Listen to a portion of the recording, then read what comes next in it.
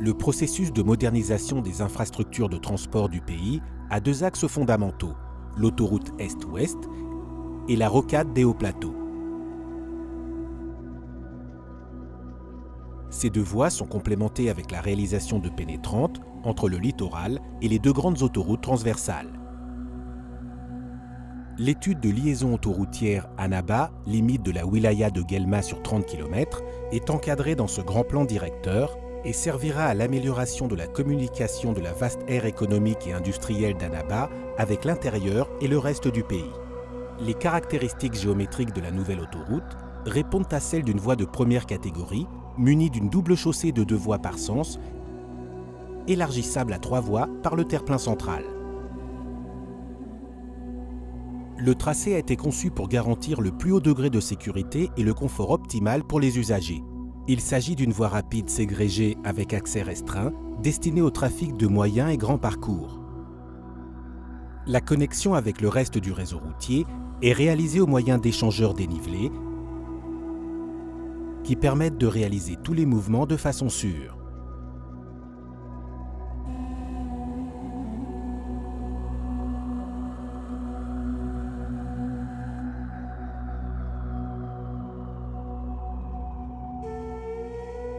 Il faut mettre l'accent sur l'échangeur avec l'autoroute Est-Ouest, qui permettra la liaison agile d'Annaba avec le reste du pays. Le rétablissement de toutes les routes et chemins affectés par le nouveau tracé a été envisagé et la continuité de l'actuel RN21, destiné au trafic local, a été garantie. La nouvelle autoroute a été divisée aux fins de projet en 3 sections. Section 1, entre l'aéroport et El Hadjar. Section 2, entre El Hadjar et l'autoroute Est-Ouest. Section 3, entre l'autoroute Est-Ouest et la limite de wilaya de Guelma.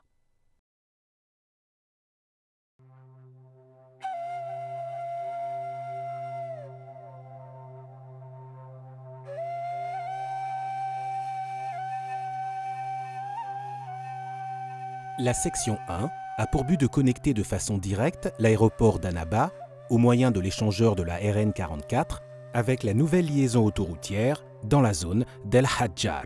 Le tracé de cette section, d'une longueur de 4 km 800, s'étale sur une zone plate, parcourt le sud-est et franchit l'Oued Sebous grâce à un viaduc de 150 mètres.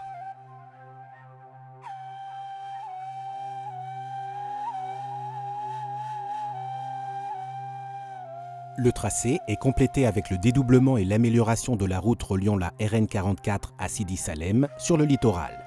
Dans ce tracé, l'aménagement de l'échangeur existant avec la route RN44 a été prévu, ainsi que 2 nouveaux échangeurs avec route locale.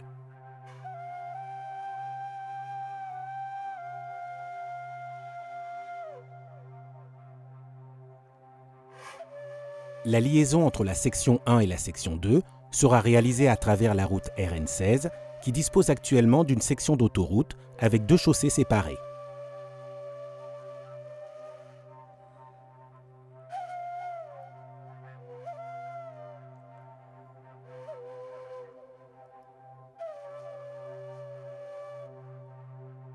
Section 2.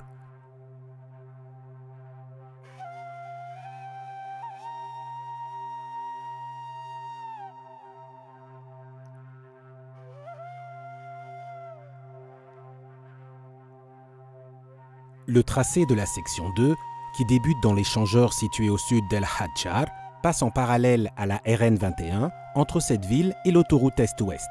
La nouvelle autoroute traverse un terrain plat sur 17 km, évitant les noyaux urbains, les nombreuses lignes à haute tension existantes et minimisant l'occupation de terrains agricoles. La réalisation de la nouvelle autoroute provoquera l'aménagement de l'échangeur entre la RN16 et la RN21 à El Hadjar. Cette nouvelle configuration permettra le passage du trafic principal entre Annaba et l'autoroute Est-Ouest. Le reste des bretelles s'adaptera afin de maintenir tous les mouvements existants. Cette section dispose d'un 2e échangeur qui permet la connexion avec la RN21 actuelle qui sera destinée au trafic local.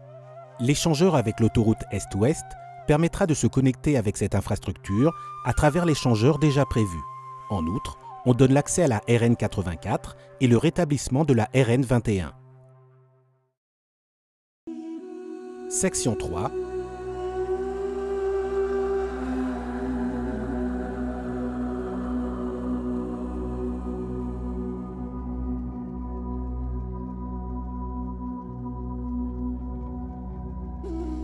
Le tracé de la section 3 commence après l'autoroute Est-Ouest et se dirige vers le sud en contournant le village d'Ain Berda par l'est. À partir de ce point, on envisage deux variantes possibles de tracé. La variante A passe par l'ouest de la route RN 21, rendant nécessaire un viaduc de 258 mètres pour franchir l'oued Mouya et la route citée. La variante B passe par l'est tout au long de la vallée. Le tracé passe sur la RN 21 avant de se connecter avec la variante de Guelma.